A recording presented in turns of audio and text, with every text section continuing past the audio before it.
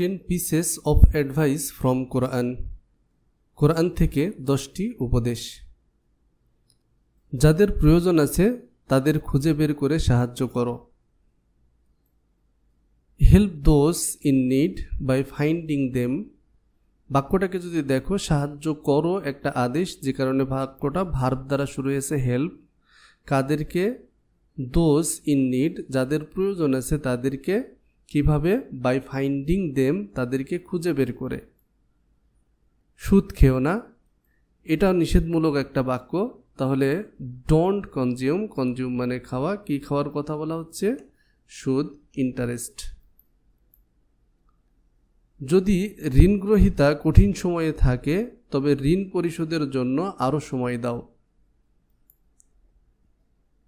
আরও সময় দাও, এই যে আদেশ, grant more time to repay if the debtor is in hard time. বাক্যটাকে বিশ্লেষণ করো, দুইটা বাক্য আছে এখানে। একটা হচ্ছে আরও সময় দাও, গ্রান্ট মোর টাইম, কাকে বা কেন দিবে? ঋণ পরিশোধের জন্য। টু রিপে, ঋণ পরিশোধের জন্য। কখন দিবে? যদি ঋণগ্রহীতা, ইফ দ্য ডিবেটর, কঠিন সময়ে থাকে, ইজ ইন হার টাইম। ঋণ লিখে রাখো। লিখে রাখা, লিখার ইংলিশ হচ্ছে রাইট ডাউন। লিখে রাখা, কি লিখে রাখার কথা বলা হচ্ছে? ঋণ, the ডেপ্ট।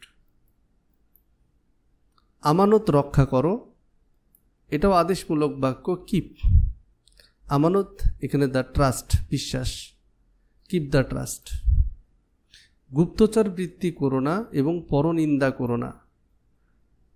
Do not spy and backbites. Do not spy and backbites. কাউকে তার সামর্থ্যের বাইরে বোঝা দিও না, এটাও নিষেধমূলক বাক্য। Don't burden a person beyond his scope. Don't burden মানে বোঝা দিও না কাউকে, এ পারসন একজন ব্যক্তিকে, তার সামর্থ্যের বাইরে, এর ইংরেজি হচ্ছে বিয়ন্ড হিজ স্কোপ। রাগ নিয়ন্ত্রণ করো। Restrain anger. রেস্ট্রেইন মানে নিয়ন্ত্রণ করা। কি নিয়ন্ত্রণ করার কথা বলা হচ্ছে? রাগ, অ্যাঙ্গার। এই মহাবিশ্বের বিস্ময় এবং সৃষ্টির উপর গভীরভাবে চিন্তা করো। তাহলে এটাও আদেশ করা হয়েছে। থিঙ্ক, চিন্তা করো। কিভাবে? গভীরভাবে, ডিপলি। কি সম্পর্কে? About the wonders and creation, বিস্ময় এবং সৃষ্টি সম্পর্কে। কোথাকার? অব দিস ইউনিভার্স, এই মহাবিশ্বের। তাহলে থিঙ্ক ডিপলি, গভীরভাবে চিন্তা করো, about the wonders and creation of this universe.